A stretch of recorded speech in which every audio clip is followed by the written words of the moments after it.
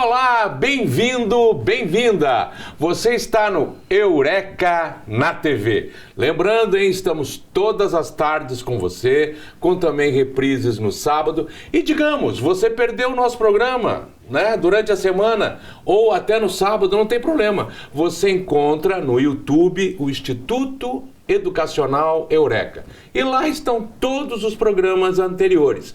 Então você pode se atualizar nos programas, rever alguns que sejam importantes para você. Afinal de contas, você que está se preparando para o vestibular, está se preparando para a prova do Enem, ora, pode reprisar alguns programas para te ajudar ali nos conteúdos, nos temas, né? Assim como você, professor, você, professora também. E você que gosta de conhecimento geral, de cultura de maneira geral, tá aqui um programa para você curtir e estar sempre conosco. Não esquecendo também, né, que todo dia, ali de 20 para 7 até 7 horas da manhã, você também tem o Eureka no rádio, comigo, professor Marlos, professor Toniolo e o professor Laércio. E a mesma coisa se repete no mesmo dia, só que à noite, dali de umas 20 para as 11 até as 11 da noite, também no Eureka no rádio. E hoje eu estou aqui com a professora Lívia. Tudo bom, Lívia? Tudo bem, professor? Tudo bem? Vamos tê-la aqui, tudo jóia? Lívia, professora de História, né? Também de Sociologia, de Filosofia, né? Nossa Senhora! E nós vamos conversar hoje sobre uma palavra que meio que pega de surpresa. Eu gostaria que você explicasse, porque é um tema que cai em provas de Enem, né? Então, importante para nós, que é a plataformização. Dá uma explicada no que é. Primeiro que a plataformização seria um conceito mais aceito pelas literaturas especializadas, como a sociologia do trabalho, e é uma forma de descrever aquilo que popularmente nós chamamos de uberização, já que está sendo um dos grandes fenômenos do final do século XX e do século XXI, no qual as relações de trabalho, as atividades econômicas e as atividades do labor passam a ser organizadas, desenvolvidas e controladas pelas plataformas digitais. Normalmente nós trabalhamos como uberização, porque seriam os contingentes de vários trabalhadores que são controlados e desenvolvem essas atividades de trabalho através dos aplicativos, mas esses aplicativos fazem parte de uma plataforma digital. Então, normalmente, quando a gente utiliza uberização, seria a plataformização do trabalho. A plataformização do trabalho é um dos principais temas da atualidade, a ponto dele ser um dos principais temas a serem cobrados na prova do Enem. A prova do Enem, ela traz a plataformização e a uberização, utilizando normalmente como referência teórica o Ricardo Antunes, que é um professor de Sociologia do Trabalho da Unicamp, um dos maiores nomes da Sociologia do Trabalho, que busca compreender quais foram as transformações no mundo do trabalho e as relações entre os trabalhadores e o trabalho durante o desenvolvimento tecnológico. Sim, e se a gente para pensar, né, e também isso tem muito a ver com a própria pandemia que nós tivemos, né? Porque a pandemia fez toda uma mudança, né? Claro, foi algo terrível, de uma certa forma ainda continua aí a nos acompanhar, né? O Covid e tal, mas fez toda uma transformação no mundo do trabalho, né? Quer dizer, as pessoas indo trabalhar em casa, né? Então, tudo isso houve uma grande transformação. E é lógico, acelerou em muito, principalmente no Brasil, a questão da plataformização do trabalho, né? Das várias atividades hoje que você localiza através do celular. Você pegou o celular ali, você localiza esses vários trabalhos. E que tem muito a ver, diriam alguns geógrafos, né? E nada contra, mas teria muito a ver com, de repente, uma quarta revolução industrial, né? Porque justamente traz uma nova relação do trabalho com o capital, de uma certa forma, né? Traz uma nova relação do trabalho, do profissional com o seu empregador, tem toda uma construção de novas relações que até ainda é meio estranho, né? É meio estranho. Hoje, por exemplo, eu estava vendo uma notícia sobre as plataformas de streaming, né? Muitas acharam que a principal, a Netflix, não era nada de importante. Agora, de repente, muitas criaram suas plataformas. Estão vendo que, de repente, ter uma plataforma não seja tão legal, mas, de repente, vender o produto para uma outra que tenha uma grande quantidade de clientes. Então, você tem grandes transformações ocorrendo agora e que estão pegando os próprios empresários e o próprio mundo do trabalho meio que de surpresa, né? Porque as próprias plataformas, eu lembrei você falando do David Harley, ele fala bastante sobre isso, né? Sobre essas realidades na relação do trabalho a partir de novos modos de produção, porque o desenvolvimento da tecnologia da informação foi usada como incremento da produção industrial toyotista, o que possibilitou a fragmentação da produção, a divisão cada vez maior do trabalho e a utilização da tecnologia para esse processo, tanto de produção quanto de relação de trabalho. Hoje sim, se fala em uma quarta revolução industrial, a indústria 4.0, porque as próprias plataformas se desenvolvem não só como os meios de comunicação, mas como meios de produção, onde elas acabam controlando um grande contingente de trabalhador, de vários tipos de trabalho, que ou estarão sendo controlados, vigiados, ou estarão interligados à plataforma para desenvolver essa atividade. Tanto é que normalmente a gente fala uberização ou plataformização, porque são vários trabalhadores que, para desenvolver a sua atividade, vão precisar de plataformas digital e de uma certa simbiose do mundo digital com o próprio mundo real no mundo do trabalho. Hoje tem sido um dos maiores temas, porque muda as relações de trabalho, sim, a ponto de influenciar até reformas trabalhistas para ampliar outros tipos de contrato que possam ser utilizados pelas próprias plataformas digitais. Inclusive, isso tocou um celular. Se o meu colega Marlos estivesse aqui, certamente ele diria, é o do Oswaldo. Né? E dessa vez foi mesmo. Dessa vez foi mesmo. Mas voltando aqui, foi uma chegadinha de uma mensagem, deixa eu tirar o som para não pagar mico. Mas veja, justamente é isso que é o interessante, né? Essas relações de trabalho e as grandes transformações que estão ocorrendo, né? E que está pegando tanto o trabalhador quanto o empresário de surpresa, porque você não sabe. Bom, temos aí, né, no nosso Senado uma nova legislação que está sendo colocada, inclusive para legalizar essa questão dessas novas formas de trabalho, né? E é uma discussão que não é pequena, ela envolve vários aspectos. Envolve até o processo de desenvolvimento de novos sistemas de inteligência artificial. Existe também um projeto de lei que busca regulamentar os sistemas de inteligência artificial aqui no Brasil, já que esses sistemas fazem parte das grandes plataformas e, apesar de mecanizar parte do raciocínio humano, ele só pode funcionar a partir de trabalhos digitais. Por isso, quando a gente fala da plataformização, nós não falamos especificamente só sobre o Uber, por isso que se critica normalmente utilizar o termo uberização, porque é uma associação aos trabalhadores e aos entregadores que utilizam esses aplicativos. Só que o trabalho digital dentro da plataforma, ele vai muito além do uso de aplicativo. São mais de 1000 atividades hoje, direcionadas só dentro da realidade virtual e dentro do uso da tecnologia, tendo um tipo de trabalho que hoje está começando a ser estudado no Brasil, nos últimos 2 anos, mas é que já é densamente estudado nos Estados Unidos e na Europa, que é o microtrabalho. Pessoas que fazem pequenas atividades para empresas de tecnologia, para ou organizar planilhas de dados, ou alimentar os sistemas de inteligência artificial, ou ensinar os sistemas de inteligência artificial. Por exemplo, para que o ChatGPT possa desenvolver o texto a partir das informações que eu desejo, eu preciso que essas informações e conhecimentos... alguma pessoa, que vai estar alimentando, pessoas por trás, né? Que vai estar alimentando. Porque se eu não alimentar com um tipo de conhecimento, não tem como esse conhecimento ser desmembrado em pequenas informações para desenvolver um texto automatizado. E isso é importante, porque as pessoas às vezes, as coisas como chegam, de novo, eu repito, parece que o ChatGPT é algo sombrio, enorme, gigantesco e abstrato. Não, o chat mas existem pessoas trabalhando para alimentar aquilo ali.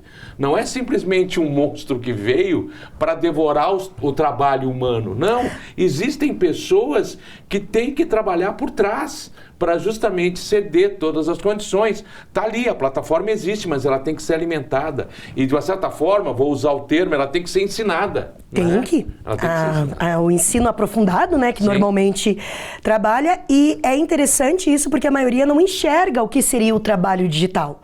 Esse processo de plataformização. Como bem você falou, parece que é um monstro fora que não é uma criação humana. A IA só materializou debates dentro da filosofia, como garantirmos a racionalidade sem o corpo, ou a possibilidade do trabalho racional sem necessariamente o corpo físico. Não, e falando em ChatGPT, eu acho interessante porque logo que surgiu, um monte de professores, muitos professores se apavoraram, né? E agora, como vou pedir um trabalho? E agora, como vou fazer isso? Os alunos vão fazer tudo através do chat. Ah, meu Deus do céu, o mundo caiu.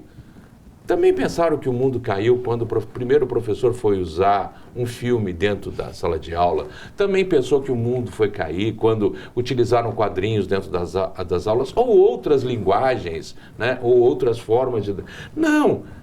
O importante é você pegar e trazer como aliado, né? Não como inimigo. Não como inimigo. Enquanto você olhar como inimigo, né, não vai resolver. Você tem que pegar, entender e trazer para seu aliado. Como eu posso usar esse chat nas minhas aulas? Né? Como o aluno pode utilizar e assim mesmo construir conhecimento? Esse é o grande ponto, né? E a maioria não compreende que se não for alimentado, não vai ter. Então, por exemplo, tem áreas que se você faz um texto no ChatGPT, vai ter erros, porque não foi alimentado, porque o texto não foi traduzido, porque as pesquisas não foram digitalizadas, o que faz com que traga uma certa dificuldade. Então, é a mesma coisa da Wikipédia. Talvez você lembre quando lançou a Wikipédia, todo mundo ficou falando, meu Deus, mas é uma enciclopédia livre, qualquer um pode escrever um texto. E se aquele texto estiver errado? Ao invés da gente evitar utilizar, por que nós não podemos ensinar os alunos a corrigir a Wikipédia? Exato. No qual eles vão utilizar a Wikipédia, comparar com outros tipos de fonte, para poder identificar como aquele texto, ou aquele trecho, ou aquela informação não condiz com as fontes construídas a partir dos discursos e debates científicos. Então, isso é importante, é enxergar que sim, a plataformização traz problemas, mas esses problemas devem ser refletidos não para a gente acabar com a plataformização, porque é uma realidade. Todas as profissões vão passar e estão passando por esse processo. Todas as transformações trazem problemas. Elas são mudanças, elas são revolucionárias sempre, né? Mas eu vou dar uma interrompidazinha, nós vamos dar uma paradinha, né, fazer um breakzinho, você vai tomar uma aguinha, de repente faz aí um xixizinho amigo, que é importante, né? Boramos uns minutinhos, voltamos daqui a pouco nesse papo, vamos aprofundá-lo um pouco mais, tá? Esteja conosco, já voltamos.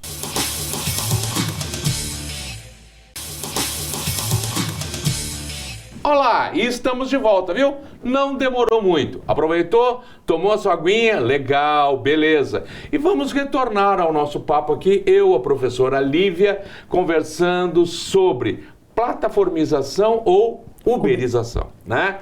E desenvolvendo justamente esse tema extremamente atual, que cai em provas de Enem, que, claro, o Enem discute a atualidade, né? Isso é que eu acho especial nas provas do Enem. E estou falando especificamente das provas de humanas, né? Mas esse é um aspecto que eu acho muito importante, e tinha um colega nosso que dizia uma frase que eu nunca esqueci.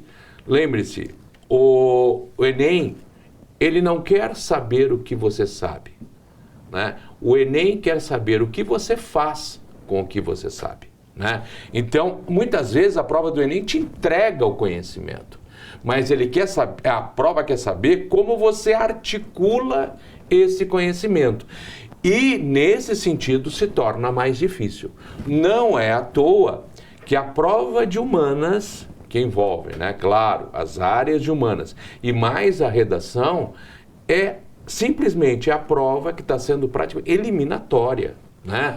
É a prova que tem complicado. Por quê? Porque justamente a questão das humanas, o debater, o discutir o tempo presente.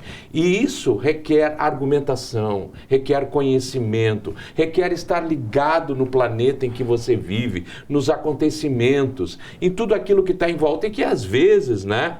Até por conta de um mundo envolvido em fake news que a gente está hoje, muitas vezes nós temos informação errada quando temos, né? E temos aquilo que podemos chamar de uma fake opinion, né? A fake news, e aí você tem uma opinião fake em cima daquela fake news. Eu até brinco que não chega nem ser a opinião, é a reprodução. Porque a maioria escuta e reproduz sem nenhum tipo de senso crítico, de filtro ou de questionamento, a ponto de não poder nem dizer que é sua opinião. Porque a opinião, de certa forma, ela requer um pouquinho daquele olhar. Sim. Você vai olhar, mesmo que seja de forma superficial, e vai opinar. Hoje a gente sofre um problema maior, porque a maioria nem investiga para formar uma opinião. Ela só vai reproduzir aquilo que já foi densamente superficializado pelas redes sociais, a partir de emoção, ao invés da própria reflexão. E o próprio tema da uberização, quando ele é debatido na prova do Enem, e não só o Enem, nas últimas provas da USP, da Unicamp, da UEL, esse tema foi recorrente no vestibular. Então você vê questões da Unicamp e da USP trabalhando, tanto com sistemas de inteligência artificial como a plataformização, a uberização, mas traz também uma problemática sobre essa mudança nas relações de trabalho. Porque a plataformização, ela acaba flexibilizando as relações de trabalho e acaba gerando novas formas de exploração. Porque o trabalhador plataformizado, normalmente ele é contratado por contratos de adesão, não através de fato da CLT, Sim. no qual vende a ideia de que você faz o seu próprio tempo. Você tem a sua própria jornada de trabalho. Só que para eu conseguir garantir o meu sustento, eu tenho que triplicar a jornada de trabalho. Por exemplo, o motorista do Uber ou o entregador do iFood, para ele poder conseguir a tua autometa, porque são eles que estipulam as próprias metas, eles têm que ter uma jornada de trabalho maior. Boa parte dos estudos de campo demonstram isso. Eles chegam a trabalhar de 7 a 8 horas a mais que um trabalhador de CLT por semana. O que foge completamente às leis do país. As leis do país. Só que o que possibilita isso é uma reforma trabalhista que viabilizou novas relações de trabalho. Por exemplo, a contratação através do trabalho intermitente, que você só paga pelas jornadas, a contratação fora da CLT, a partir do MEI, a partir da terceirização principal dentro de uma atividade, dentro de uma empresa. Então, isso gera uma nova forma de exploração. É a perpetuação da exploração, mas com novos moldes. Porque daí você não enxerga que você está sendo explorado. Ah, não, porque eu faço o meu próprio horário. Eu sou o meu próprio empreendedor. Só que boa parte dos custos de alguns trabalhos na plataforma são custeados pelo próprio empregado. Se a gente vai pensar o Uber, né? Ele não percebe, no momento em que ele acha que é o próprio, né, empresário, ele não percebe que a exploração de trabalho permanece. Quer dizer, ele continua tendo o trabalho dele explorado por alguém. Sim. Né?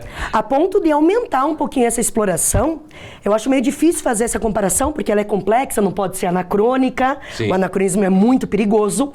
Mas você percebe que boa parte desses trabalhadores, quando eles trabalham com plataforma e aplicativo, normalmente o custo, os instrumentos, as ferramentas são bancadas pelo próprio trabalhador.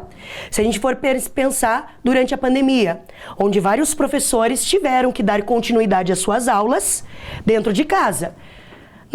Muitos colégios não forneceram um computador, a internet. Então esse custo foi do próprio trabalhador.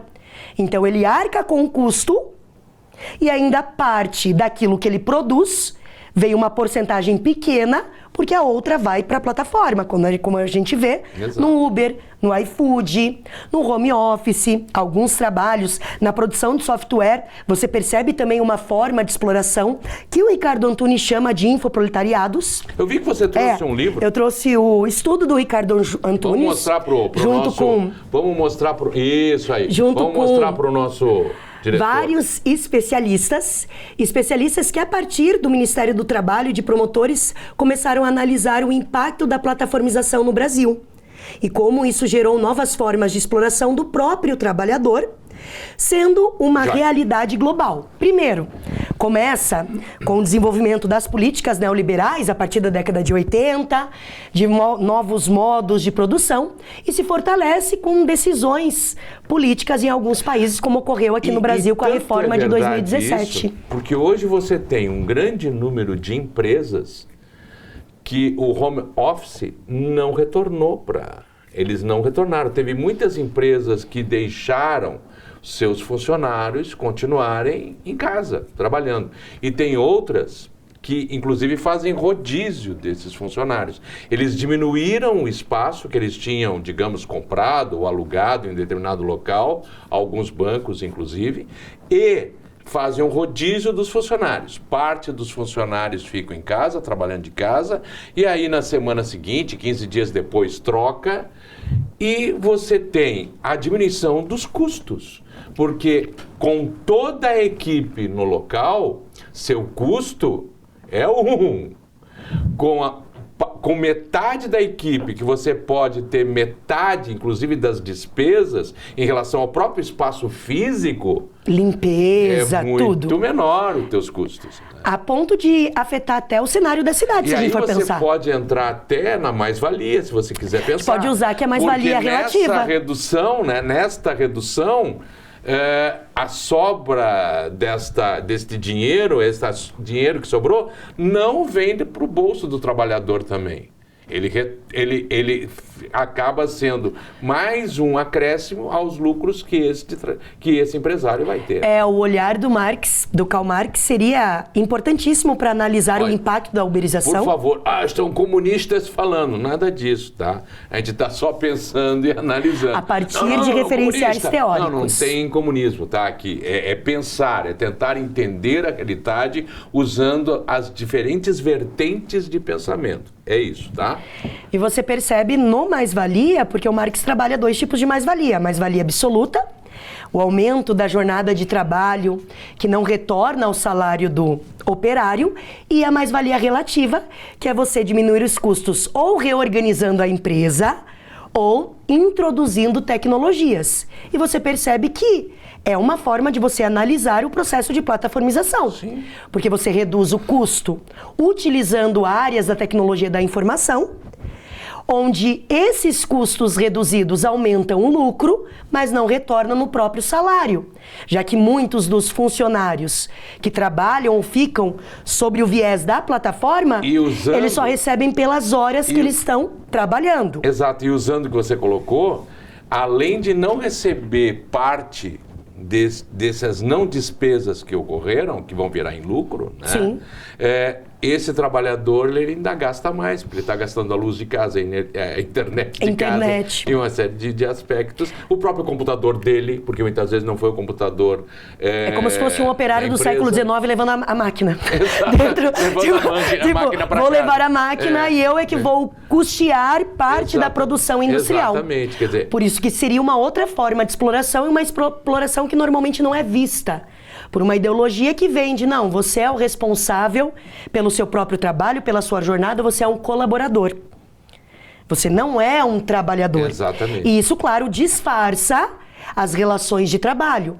Fora a falta de segurança do trabalhador. Porque qualquer problema ou qualquer situação que faz com que ele não possa trabalhar, ele não tem todos os direitos e todas as seguranças que normalmente a CLT fornece. Claro. As leis trabalhistas fornecem, para garantir que ele se mantenha. Por isso, fundamental a regulamentação dessas E é o que está sendo debatido no Supremo. Sim. A partir do Uber, desde fevereiro, eles estão debatendo a regulamentação dessas relações de trabalho. Claro que algumas relações de trabalho foram flexibilizadas pela última reforma trabalhista, porque alterou formas de contrato, mas é necessário repensar esse processo de regulamentação. Porque, se a gente for pensar, tem alguns tipos de trabalho da uberização, da plataformização e outros modelos de trabalho, como o trabalho intermitente ou trabalho a partir do MEI, que também afeta o empresário.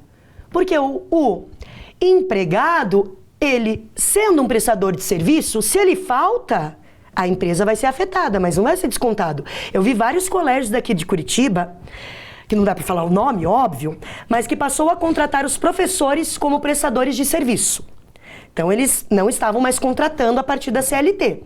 E aí eles retornaram. Curitiba, foi na realidade Brasil. E essa situação foi visível porque eles retornaram.